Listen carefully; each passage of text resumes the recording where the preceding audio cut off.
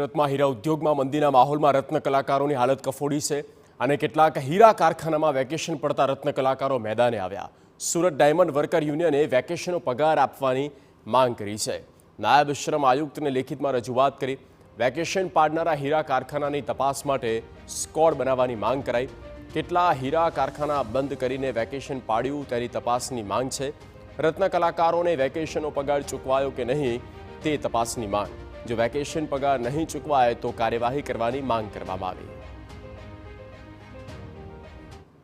હીરા બજારની અંદર જે મંદીનો જે માહોલ ચાલી રહ્યો છે ને તે દરમિયાન જે આવનારા દિવસોની અંદર કેટલાક હીરા કારખાના તરફથી જે વેકેશન જે પાડવામાં આવ્યું છે ને તેને લઈને જે યુનિયન જે ડાયમંડ રત્ન કલાકાર યુનિયન જે છે તેમના દ્વારા રોજગાર જે શ્રમ વિભાગ છે તેને આજે આવેદનપત્ર આપીને રજૂઆત કરી છે કે આજે વેકેશન પાડવામાં આવે છે। વેકેશનની અંદર જે રત્ન કલાકારોને જે રજા પડે તેનો પગાર આપવા માટેની જે રજૂઆત કરી છે। તો આપણી સાથે યુનિયનના જે આગેવાન છે તેમની સાથે વાત કરીશું। ભાવેશભાઈ, કઈ રીતના શ્રમ વિભાગને રજૂઆત? ઘણા સમયથી ઇન્ડસ્ટ્રીની અંદર મંદીનો માહોલ છે। ઉપરથી આ વેકેશનની જાહેરાત ઇન્ડસ્ટ્રીયાલિસ્ટો દ્વારા કરવામાં આવી છે। તો આ મંદીનો અંદર એક તો આર્થિક પરિસ્થિતિનો સામનો રત્ન કલાકારો કરી રહ્યા છે અને વધારે 10 દિવસનો માર એની ઉપર લાગવામાં આવ્યો છે।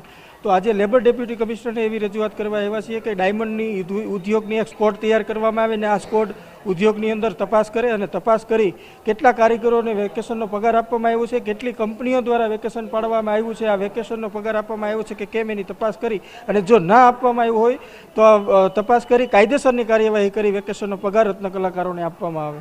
શું કહેશો, આવેદન કેમ આપવું પડ્યું? કઈ રીતની રત્ન કલાકારોની સ્થિતિ? અત્યારે આપણે જોઈએ તો હાલમાં જ લગભગ 16 મહિનામાં 60 થી 65 રત્ન કલાકારોએ આપઘાત કરી લીધા છે। ત્યારે જો 10 દિવસનું વેકેશન હીરા ઉદ્યોગમાં પડશે તો આપઘાતના બનાવો વધશે।